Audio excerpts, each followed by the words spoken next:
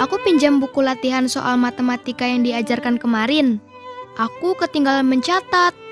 Ambil sendiri di rak buku. Aku lagi mager nih. Mana Bella? Nggak ada. Aku sudah cari berkali-kali nggak ketemu. Ayolah bantu. Wah, aku mesti gerak ambil buat sobat yang mau pinjam. Ini Kela. Sudah jelas ada di sini, kamu masih bertanya. Pengetahuan Injil juga tersembunyi bagi orang dunia. Mereka bisa mendengar dan membaca, namun ketika Roh Kudus tidak menerangi, maka tidak ada yang mengerti. Mari kita segera dengarkan penjelasan hamba Tuhan tentang apa yang terjadi pada tahun ketiga Nabi Elia berada di Sarfat. Yuk, aku gak sabar lagi. Adik-adik, petualangan kita kali ini akan mengikuti Nabi Elia yang akan menampakkan dirinya kepada Raja Ahab.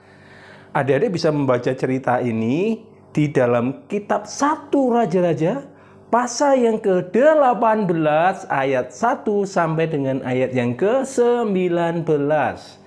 Sebelum kita melanjutkan ceritanya, mari kita berdoa. Bapa di surga, kami mengucap syukur boleh belajar akan firman Tuhan. Berikan kerendahan hati supaya apa yang Tuhan mau ajarkan melalui Nabi Elia, kami boleh mengerti dan kami boleh taat, supaya kami boleh berubah, sehingga kami boleh menjadi hamba Tuhan yang setia. Mohon belas kasihan-Mu ya Bapa, dalam nama Tuhan Yesus kami berdoa, amin. Adik-adik, Nabi Elia ini bersembunyi di tempatnya janda miskin yang ada di Sarfat. Nah, kira-kira apakah adik-adik tahu berapa lama Nabi Elia ini menyembunyikan dirinya? Ada yang tahu? Itu Pak, menurut informasi sih Pak, 3 tahun. Oh betul, sekitar 3 tahun adik-adik. Dan selama Nabi Elia ini menyembunyikan dirinya, berarti selama itulah orang-orang Israel mengalami kekeringan. Dan sekarang Tuhan mengutus Nabi Elia untuk menampakkan diri kepada Raja Ahab, karena Tuhan akan mengasihani lagi orang Israel dan akan memberikan hujan. Adik-adik bayangkan ya, di negara kita Indonesia ini kalau kekeringan aja agak lama, nggak sampai setahun aja udah begitu banyak daerah yang kekeringan. Bayangkan kalau itu terjadi selama 3 tahun, adik-adik. Betapa menderitanya orang-orang Israel. Itulah mengapa adik-adik, Raja Ahab ini berusaha sekuat tenaga untuk menemukan Nabi Elia. Seluruh pelosok di negeri Israel dia jelajahi, dia tanyai semua, dan tidak menemukan Nabi Elia. Bahkan Raja Ahab mengutus orang-orangnya sampai ke negeri lain.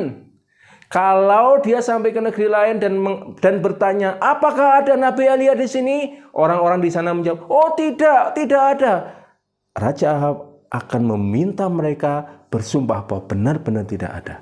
Adik-adik, kenapa kok Raja Ahab itu mencari Nabi Elia sampai segitunya? Apakah dia mau bertobat? Oh Nabi Elia, aku mau bertobat, aku telah salah membuat rakyat Israel sengsara. Aku mau bertobat. Apakah demikian? Tidak loh adik-adik. Tetapi Raja Ahab mencari Nabi Elia karena dia mau menyuruh Elia untuk mengatakan sesuatu, memaksa Nabi Elia mengatakan sesuatu agar segera turun hujan.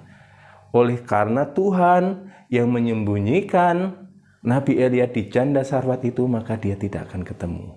Nah, pada waktu itu Raja Ahab bersama dengan kepala istananya yang bernama Obadya. Raja Ahab menyuruh Obadya ini untuk mencari rumput. Untuk apa? Untuk makanan ternak mereka. Karena sayang sekali. Masa kan harus motong ternak lagi. Karena apa? Karena kekeringan ini. Mereka merasa sayang sekali. Maka membagi tugas mereka antara Raja Ahab ini dan Obadya. Raja Ahab pergi ke sana, Obadya pergi ke sana. Dan di saat Obadya sendirian, maka Elia bertemu dengan Obadya. Setelah mengenali bahwa itu adalah Elia, kemudian Obadya ini berkata, "Engkaukah tuanku Elia?" Elia berkata, "Benar, aku Elia. Katakan kepada Ahab bahwa aku ada." Wah, kata-kata itu membuat Obadya sangat takut, adik-adik. Kenapa coba? Karena Obadya ini sangat tahu bahwa ini adalah orang yang sungguh-sungguh dicari oleh Ahab. Kalau misalnya tiba-tiba Obadya itu ngomong kepada Raja Ahab, Raja Ahab, itu ada Nabi Elia. Raja Ahab bisa berpikir, oh jadi selama ini kamu kong kali kong ya sama Elia. Begitu ya kamu. Nah, kalau Raja Ahab bisa berpikir begitu, mati itu Obadya. Atau misalnya ada kemungkinan yang lain. Obadya sudah ngomong sama Raja Ahab, "Raja, ada Elia." Kemudian ternyata Tuhan melarikan Elia lagi. Ketika sampai ke tempat itu tidak ada. Wah, bisa mati juga ini Obadya. Tetapi adik-adik, Nabi Elia tahu kegelisahan dari Obadya ini. Karena dia tahu juga bahwa Obadya ini orang baik. Obadya ini orang yang sungguh-sungguh takut akan Tuhan. Dia itu adalah orang yang menyembunyikan 100 nabi dari kekejaman Isabel. Dia mengumpulkan 50 nabi di dalam sebuah gua. Kemudian dia mengatur makanan mereka dan semua kebutuhan mereka. Itu aja dia sangat menyusahkan. Nah, kalau tiba-tiba dia ngomong dan ada Elia tuanku raja, tetapi rajanya tidak menemui Elia. Wah, benar-benar berbahaya ini. Makanya Elia kemudian berkata, "Tuhan yang mengutus aku untuk menampakkan diri kepada Ahab." Wah, Obadya tenang. Kemudian dia berkata kepada Raja Ahab. Nah, ketika Raja Ahab bertemu dengan Elia, dia langsung berkata, "Oh, ini orang yang mencelakakan Israel ya, ini yang membuat Israel menderita kekeringan." Adik-adik, inilah respon dari orang yang berdosa yang tinggi hati. Dia tidak mau menerima teguran Tuhan, tetapi langsung menyalahkan orang lain. Bahkan dia mungkin bisa menyalahkan Tuhan. Adik-adik pernah seperti ini kah? Ketika Tuhan menegur, tidak mau ditegur, tetapi malah menyalahkan Tuhan atau menyalahkan orang lain? Tidak boleh seperti itu, adik-adik. Dan Nabi Elia tidak mau menerima tuduhan itu. Nabi Elia berkata, "Bukan aku, tetapi kamu dan keluargamu, karena kamu telah meninggalkan hukum-hukum Tuhan." Adik-adik, Nabi Elia begitu keras menegur Ahab. Karena memang dialah yang menjadi penyebab sehingga orang Israel berdosa dan mendapatkan hukuman daripada Tuhan. Nah, dari sini kita belajar adik-adik bahwa walaupun orang-orang Israel itu tidak mencari Tuhan, namun oleh karena anugerah Tuhan, dia mau menyatakan dirinya, mau memberikan belas kasihannya untuk orang-orang Israel. Itu tepat seperti kasihnya Tuhan Yesus, adik-adik. Tuhan Yesus datang untuk menebus kita ketika kita masih berdosa. Pelajaran ini mengingatkan kita, kalau Tuhan hadir menegur kita, biarlah kita tidak mengeraskan hati, tetapi mau bertobat dan mau sungguh-sungguh mentaati firman Tuhan. Amin. Mari kita berdoa. Bapa di surga, tolonglah kami Tuhan, supaya kami tidak menjadi orang-orang yang mengeraskan hati kami.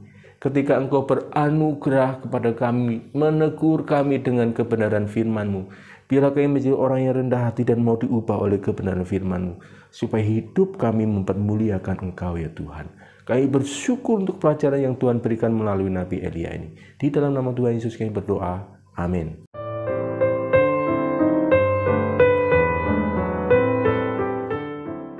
Puji Tuhan, firman Allah yang tertulis menjadi pengalaman hidup yang mengajarkan Allah yang beranugerah.